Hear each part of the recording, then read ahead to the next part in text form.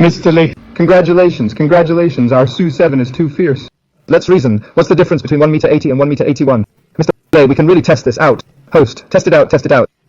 You're too fierce today. You make it difficult for us to price ONVO cars. Mr. Lee, it's okay, brothers. Let's work together. Host, let's work together. Let's power up together. Mr. Lee, Ladao also cheer. Host, power up. Later say power up. So yesterday, Xiaomi just launched the SU7 officially, and I have a lot of news to go over, from rejected refunds on deposits to potential battery swap partnership hinted by Dr. Shinfei. But first of all, let's talk about that clip you saw at the very beginning, and it was of course NIO CEO saying, wow, your car is so fierce, so competitive, it's very hard for us to price our ONVO car. Now, NIO CEO has made it clear in the past live streams that their car is going to have the second mover advantage compared to Xiaomi's car, and they'll be able to price their car even cheaper than Xiaomi's car and have even better features and benefits. So it is pretty much expected that NIO's ONVO car is going to undercut Xiaomi's car. But needless to say, ONVO and Xiaomi's car are direct competitors. NIO and Xiaomi are not direct competitors. A lot of people have been saying that the ET5 and ET5T are in trouble because of the Xiaomi car.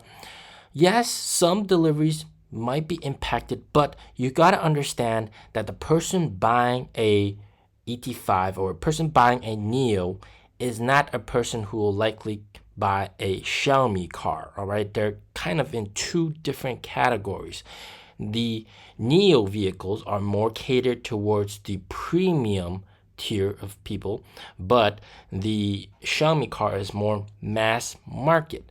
So in that essence, a NIO customer will most likely consider BBA and some other brands, luxury brands like that, whereas a Xiaomi customer would most likely consider like a Tesla Model 3 or BYD, or maybe an Xpeng, or a vehicle of that caliber. So they're not direct apples to apples comparison, all right? So let me make that very clear. However, they will indeed compete with ONVO, okay? So sales will not be impacted that severely by the Xiaomi car. What people are looking for with NIO, their battery swap, and also the good service and ease of use, and of course the benefits and perks of NIO House and that kind of stuff, that's what most customers that are buying NIO want. So of course with this car, they got 50,000 firm orders within the first 30 minutes of launch. So this is quite impressive, but you got to remember that these pre-orders, most of them are deposits, and most of them have no intention of buying the car. And here we have a perfect example of what happened. So some people, they got a deposit, they paid for a deposit, but they had no intention of buying the car. They more or less wanted to sell their spot in line, but their deposit got locked in, and they're just basically out of this 5,000 RMB deposit. And here we got the translation over here. Yeah, some of the 5,000 RMB deposits were locked in straight away, not refundable, and they're just super pissed. Now, the 20,000 RMB deposit for the max variant of the car was going to be locked as soon as you place down the order, but the 5,000 RMB deposit was not supposed to be locked when you place down your order, but Xiaomi locked it anyways. So this was a very smart move by Xiaomi, because you see with all the car brands, they have a lot of pre-orders, people just, sharing it on social media to boast and show off.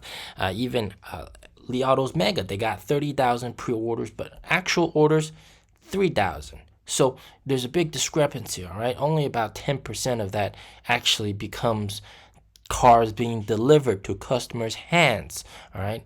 So it's very smart that Xiaomi is forcing their hand, saying that it's refundable, but actually too bad, it's been sent to the factory.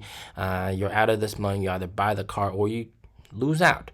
So that's kind of a cheap move that Xiaomi did, but yeah.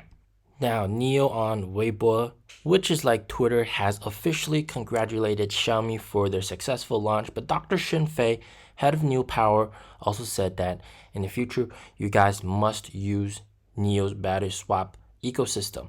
And it was kind of a sort of hinting towards it, and this is not confirming that they're going to use it for sure. So this is just telling them, hey, you guys are welcome to use it. Okay, so we're not getting a Xiaomi battery swap partnership deal, but NIO's CEO and Xiaomi CEO are good friends, and Xiaomi CEO is a founding investor, big shareholder of NIO as well. So there could be potential partnership going on. But remember, we're still waiting for the huge, massive car brand, big heavyweight car company to partner in with battery swap. That is coming soon. I expect it to be released before the end of April. All right. So he said March, April. Before the end of April, we're going to get that big deal.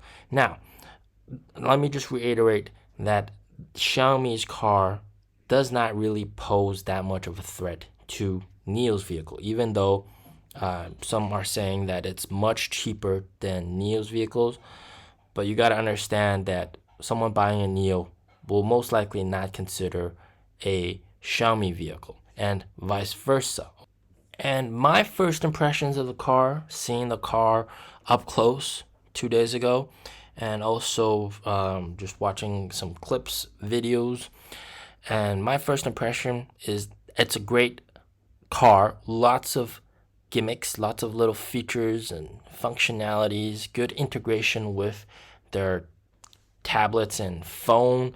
You can also place tablets on the rear seats for the rear passengers. All very cool, very nice features. But at the end of the day, it's just a bunch of, it's just a charging EV. All right, that's the best way to phrase it. And at the end of the day, you're either able to swap or you're not able to swap. And this is a very big deal because, swapping is just hugely convenient. Now, the people that are more in trouble are perhaps Xpeng, right? BYD would not be very happy, and of course Tesla would not be very happy, and in a sense, ONVO as well. But ONVO's car isn't out yet, and I firmly believe that the Xiaomi's car with a fridge inside, that kind of feature at that price point, it pretty much forces NIO to also maybe potentially add a fridge in their car if they haven't already done so. NIO CEO has said for ONVO car brand, their strategy is to make it family use and all the things that family want: comfortable chair, comfortable sofa, big screen, and fridge. So they're probably going to add a fridge into the ONVO car as well. Hopefully they do. So guys, I wouldn't be too worried about this hurting ET5 sales. They're more going to impact Xpeng sales. So and all these massive orders, they're just for show. All right, I can place a deposit right now and refund it, but I don't want to risk Xiaomi pulling locking in my order and sending it to the factory with me having no intention of buying the car. So the pre-orders are nice, but how many of them will actually be orders, right? So that's something to think about. As always, stay safe, stay healthy. Peace out.